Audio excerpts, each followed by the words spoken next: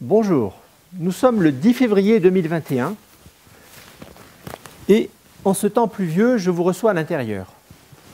Il y a un peu plus d'un an, la Haute-Savoie ouvrait le bal de l'épidémie Covid avec l'épisode des contamines Montjoie. Il y a 11 mois, démarrait pour nous l'afflux des premiers patients de ce qui serait la première vague avec son effet sidérant. Il y a 4 mois, démarrait pour nous la deuxième vague avec un afflux de patients bien plus ample que pour la première.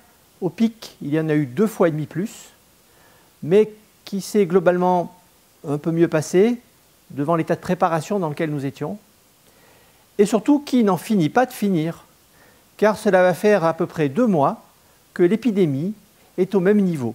En effet, il y a toujours un même nombre de patients qui arrivent quotidiennement, qui sont hospitalisés, qui repartent, fort heureusement, et qui nous empêche de mener pleinement toutes nos activités de soins les plus classiques. Aujourd'hui, le nombre de patients hospitalisés pour la Covid au change est de 45 dans les services de médecine et une dizaine en service de réanimation.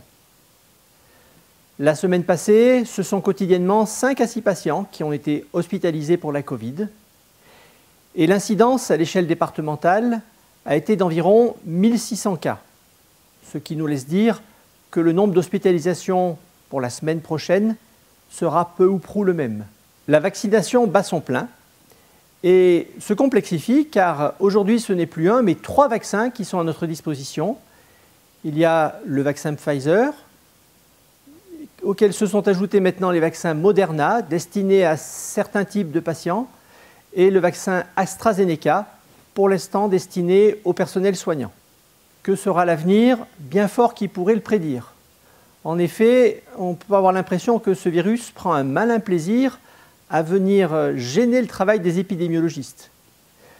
Par exemple, l'incidence du variant anglais dans notre département semble augmenter, passant de 1 à 10%, mais sans que pour autant on ne voit l'incidence globale de l'infection augmenter. Nous allons donc tous garder le sourire, car même si, sous le masque, cela ne se voit pas, il est indéniable qu'à chacun d'entre nous, cela fera du bien. À la semaine prochaine!